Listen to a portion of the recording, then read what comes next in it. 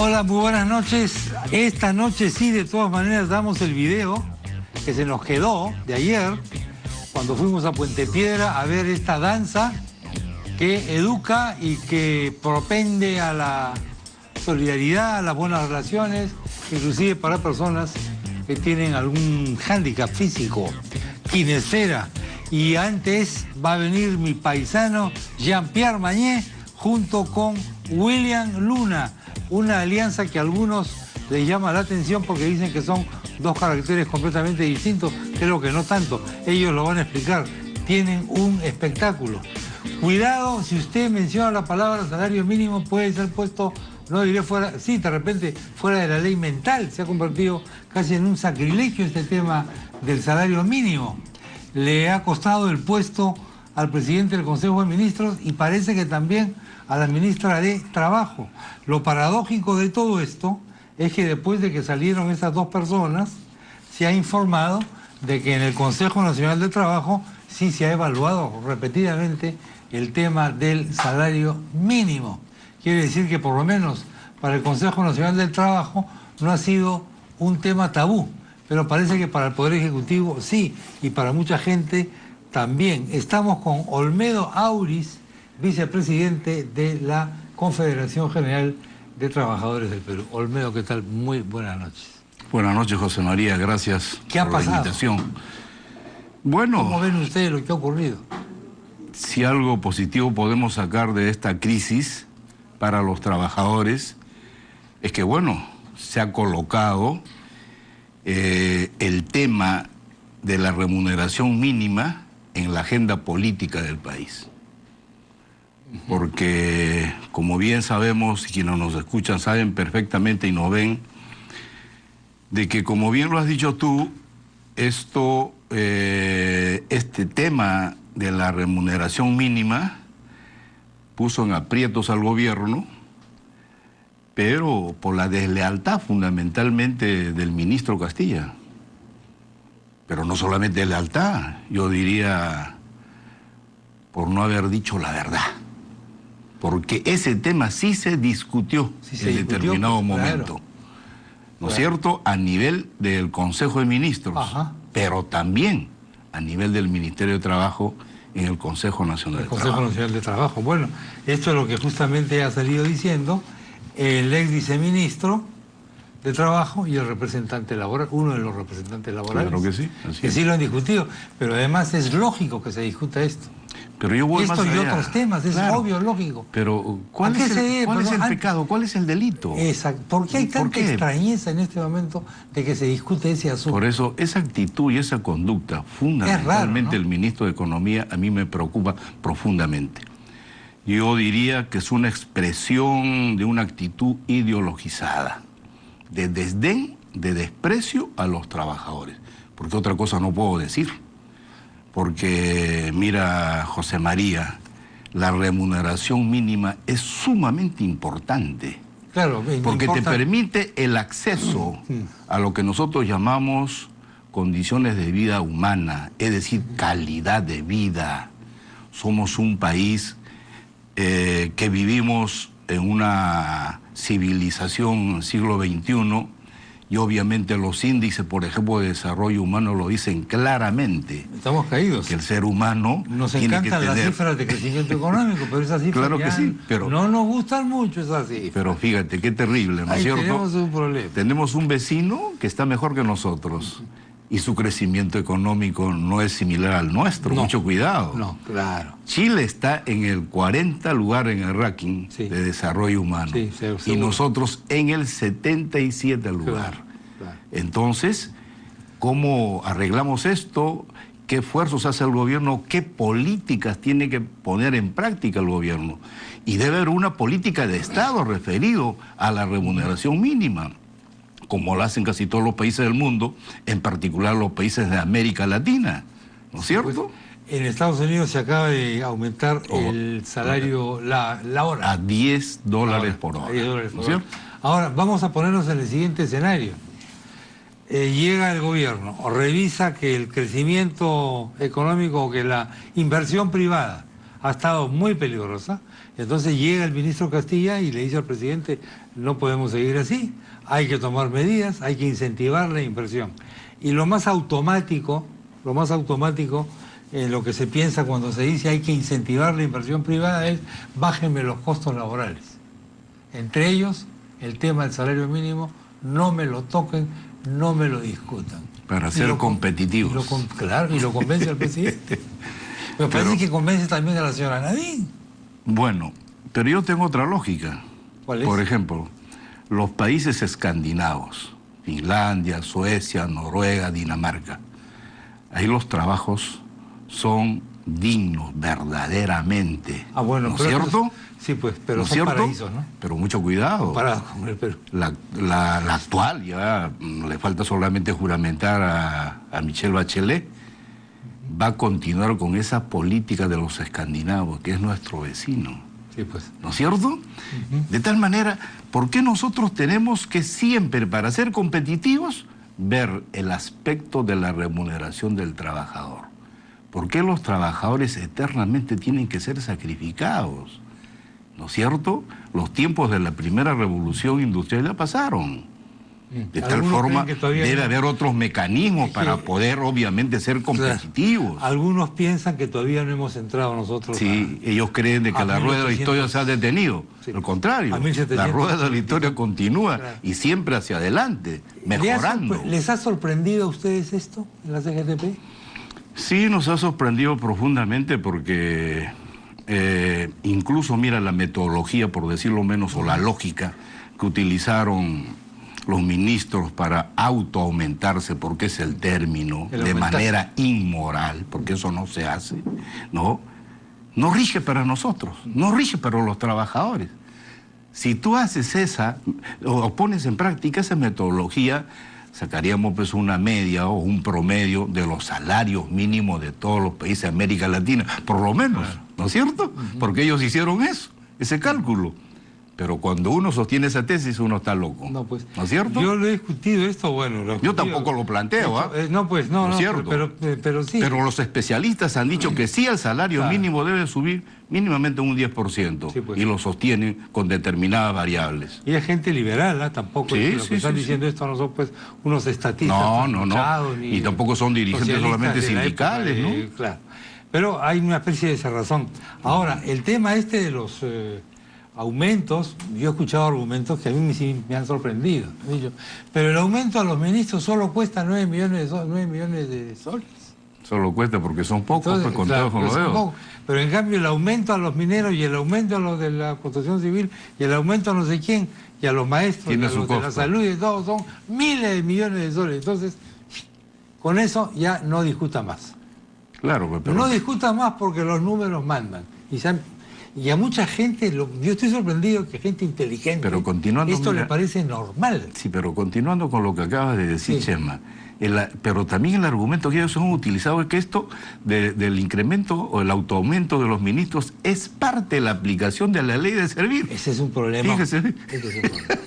Entonces, ¿para qué se discutió en la ley de servir? Para ellos. Para que se beneficien ellos. No, pues, por favor. Si tú quieres hacer, no sé, un pequeño comentario, una verdadera reforma del Estado, no puedes comenzar por ahí. Lógico. Tienes que comenzar por abajo, tienes que comenzar para... Pero hay mecanismos, ahí mismo dice la ley. Primero tiene que haber una suerte de mapeo, vamos a decir, de puestos, etcétera, en la administración pública, por si el fin fundamental, como siempre se dijo, fue ordenar ese sistema vetusto, anacrónico, caótico de la administración pública, ojo, no promovida por los trabajadores, ni también por las organizaciones sindicales, sino por todos los gobiernos de turno, incluido esto.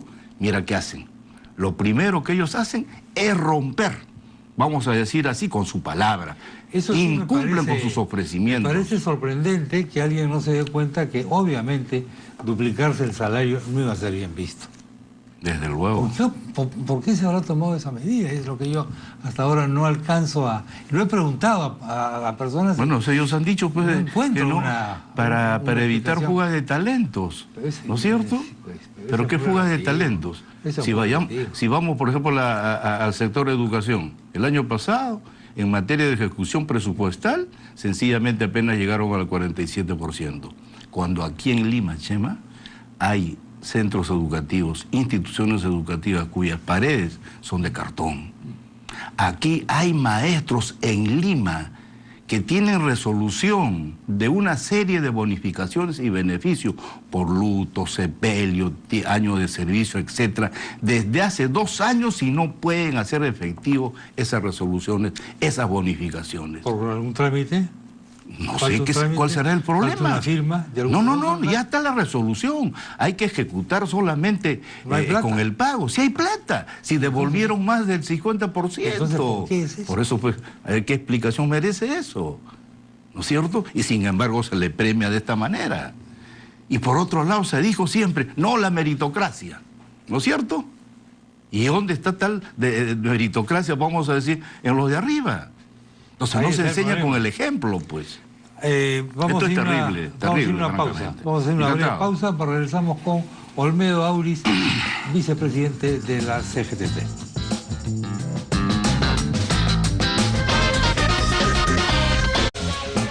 Bueno, segunda parte de esta conversación con Olmedo Auris, vicepresidente de la CGTP. La primera parte ha versado sobre el tema de la recomposición del gabinete a partir del tema del salario mínimo, que evidentemente sí se ha estado discutiendo, por lo menos son los testimonios que tenemos de gente que participa en el Consejo Nacional del Trabajo. Olmedo Auris señala además que hay una actitud de total desconocimiento del salario mínimo como un instrumento básico de justicia social, de bienestar social, etcétera. ¿Y qué van a hacer los trabajadores de la CGTP, Olmedo, frente a esta situación? Mira, una de las primeras acciones ha sido, reiterar, ratificar nuestra exigencia en el Consejo Nacional de Trabajo, porque esto no puede quedarse así, ¿no? Y por otro lado, para mañana está convocada una jornada de lucha a nivel nacional. En Lima a las 10 de la mañana nos concentramos en la Plaza 2 de Mayo y nos movilizaremos por las calles de la ciudad, primero hacia el Congreso y finalmente hacia la Presidencia de la República, porque como la opinión pública recuerda, el año pasado, gracias a la fuerza, a la fortaleza, pero sobre todo a la unidad de los trabajadores estatales, logramos sentarlo al presidente de la República alrededor de la mesa de negociaciones, se inició el trato directo, pero sencillamente las autoridades patearon el tablero. De tal manera, no sabemos en qué termina esa ley, pero como bien sabemos también, en mérito a esa ley, los primeros beneficiados han sido los ministros, curiosamente. Pero claro, hay un problema. No tenemos ningún reglamento, hay 2 demandas de inconstitucionalidad contra la ley, y bueno, pues mañana tenemos que pedirles una respuesta concreta. ¿En qué va a terminar todo este problema ocasionado? ¿Alguien sabe en qué va a acabar esta ley? La verdad que da la impresión de que nadie lo sabe. Yo mucho me temo que efectivamente aquí va a ser otro engaño más a la opinión pública, que si bien es cierto, probablemente hubo algún interés de dotar a nuestro país de un ordenamiento legal, pero sin embargo ellos han sido los primeros en romper con esto. Porque si bien se dice que hay un desorden en la administración pública, entonces ordenemos, pues, ¿no? Tiene que haber medianamente una escala de compensaciones única, donde obviamente la primera autoridad que sirve al país debe estar pues a la cabeza de esto, pero sin embargo son los ministros que se han puesto en el primer lugar con esos sueldos, ¿no?, fabulosos, ¿no?, fruto del autoaumento que se han otorgado, ¿no? Y por otro lado, nosotros vamos a continuar con estas movilizaciones, con estas protestas, y lo que exigimos es de que aquí debe haber una política de Estado referido a la remuneración mínima, al salario. ¿Por qué? Porque el salario es sumamente importante, que beneficia al trabajador, y esto debe ser un elemento fundamental que coadyuve y acompañe con el proceso, por ejemplo, de industrialización, y obviamente vaya terminando con estos desbalances, desajustes, que deja obviamente un modelo estrictamente extractivista que genera trabajo indigno, trabajo inhumano, y ahí están las consecuencias. De tal manera no estamos ¿Mañana va a haber tampoco... Movilización. ¿Una marcha? Claro que sí, vamos a movilizarnos a nivel nacional. ¿Hasta dónde quieren llegar con la marcha? En principio, como te digo, reitero, vamos a llegar al Congreso de la República y finalmente terminaremos en el Palacio de Gobierno. Hasta donde los dejen llegar. Bueno, por lo Porque menos iremos pues una comisión. Una comisión. Sí, una comisión. ¿Llevando algún documento? Claro que sí. Llevando un documento. No, exigiendo, ¿no? Y exigiendo que nos dé una respuesta concreta, ¿no? De dónde está el reglamento de la ley, ¿no? Porque obviamente hay un silencio acá sepulcrado sobre esto. ¿Cuándo debía haber salido el reglamento? Hace tiempo. Ya el tiempo incluso se venció. Sin embargo, bueno, pues no, las autoridades abandonaron el trato directo. ¿Y hasta ahora cuál es la explicación por la no salida? Ellos no dan ninguna explicación. Ellos no dan ninguna explicación. Por eso vamos a pedirle una respuesta concreta mañana, que nos digan, a ver. ¿No es cierto? A ese nivel está este problema. ¿Qué dice la gente de los diferentes gremios que forman parte de la CGTP? ¿Se sienten, vamos a decirlo así, decepcionados? No. ¿Esperaban algo más? Yo te diría en breves palabras lo siguiente. Hay una total desconfianza. Desconfianza. Desconfianza. Desconfianza, repulsa, descontento. Hay una frustración acumulada. Porque no solamente es el salario, Chema, es el problema concreto de la Ley General de Trabajo que está encarpetado desde el gobierno de Toledo, ¿no?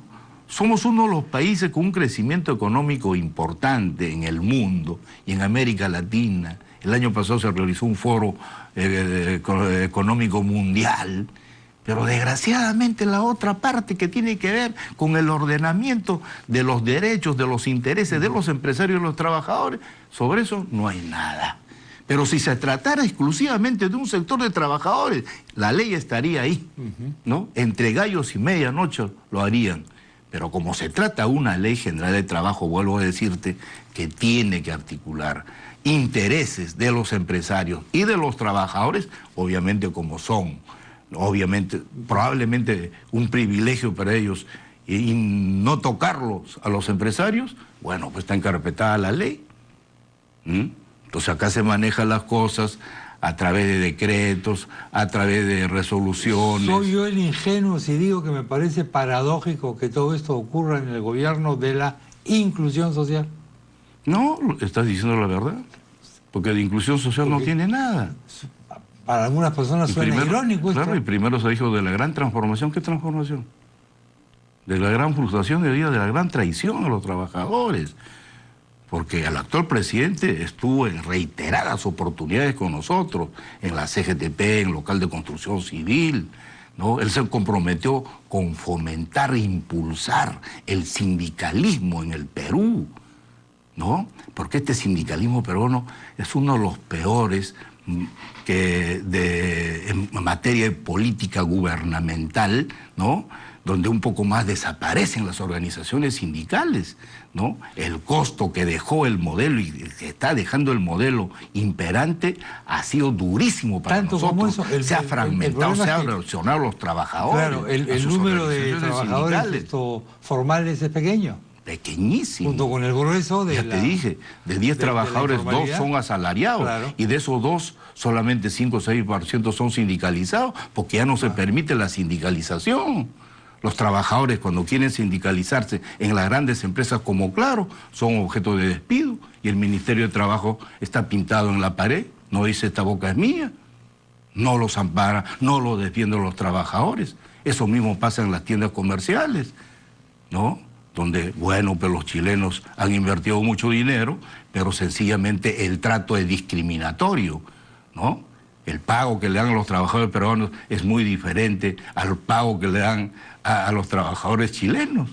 Pero es que los trabajadores chilenos tienen cargo ejecutivo, supongo. Tienen que tener, pero también a los trabajadores de planta tienen una buena remuneración, acorde obviamente con su nivel de vida. Pero aquí no, pues, ¿no? Entonces tenemos todo un ordenamiento legal anacrónico. ¿En Chile hay mínimo o no hay mínimo? Hay mínimo, que está más o menos bordeando ya los $450, más o menos. Y acá estamos en 265, 60 dólares, muy bajo. Somos el penúltimo país, solamente superamos a Bolivia. En ese sentido, pues, yo pienso de que, bueno... Superamos a Bolivia. ¿Cómo estará el mínimo en Bolivia? Está llegando a unos 133, 135 dólares. La pregunta lógica es ¿cuánto gana un ministro en Bolivia? Debe ganar menos, obviamente, de acá. Porque aquí el ministro gana 40 veces un salario mínimo. Hay un tema que cosa que no ocurre ni siquiera en Chile. Sí, pues, no. Hay un tema que quizás no se entiende. Pero, Chema, pero eso revela otra cosa. ¿Qué tipo...? El tema psicológico de la desigualdad, del tema moral. Por eso, justamente, Mariátegui decía, ¿no? Abandonar al pobre en su lucha contra la inequidad es una deserción cobarde. Y esto lo pasa con este gobierno. ¿No es cierto? Mientras nosotros estamos haciendo todos los esfuerzos, obviamente, para superar ese desbalance que hay. Obviamente no va a haber un nivel de igualdad, pero por lo menos... De ciertas formas hay que... Así es, ¿no? Tratemos de achicar esa brecha social que cada vez se agudiza más y se profundiza. Y es terrible esa situación. Eso a mí me da pensar de que los gobernantes que tenemos no tienen una visión de país, ¿no es cierto? No quieren a la patria. Porque si tuviésemos nosotros gobernantes que verdaderamente estén imbuidos del futuro del país, no harían estas cosas. Tratarían en lo posible de cumplir sus compromisos de la llamada inserción social, de recortar, por ejemplo, esa brecha social que existe, etcétera. Ellos son apenas una suerte de logreros y sencillamente están ejecutadas. La palabra empeñada está en desuso, hoy ustedes... Sí, pues no lo cumplen. Entonces, ahora, por ejemplo... Como los amores de estudiante, como dijo Gardel. Amores de estudiante, flores y un día son. Pero sencillamente esta gente que está, por ejemplo, en los ministerios, ¿no? Están pagando favores al Banco Mundial. Eso es lo que hacen. Y en contra, por ejemplo, del futuro de nuestra patria. No, tengo que dejarlo acá. El tiempo me ha ganado. Mañana, por supuesto, vamos a estar informando de todas las actividades. Bueno, me resta solamente agradecerte por este espacio. Gracias, es importante escuchar este punto de vista, señoras y señores. Olmedo Auris, vicepresidente de la CGTP. Prepárense porque ahorita llegan nada menos que Jean-Pierre Mañé y William Luna. Se juntan por primera vez para ofrecer serenata en los Andes para arriba el sábado 1 de marzo en el Parque de la Exposición. Ahorita volvemos.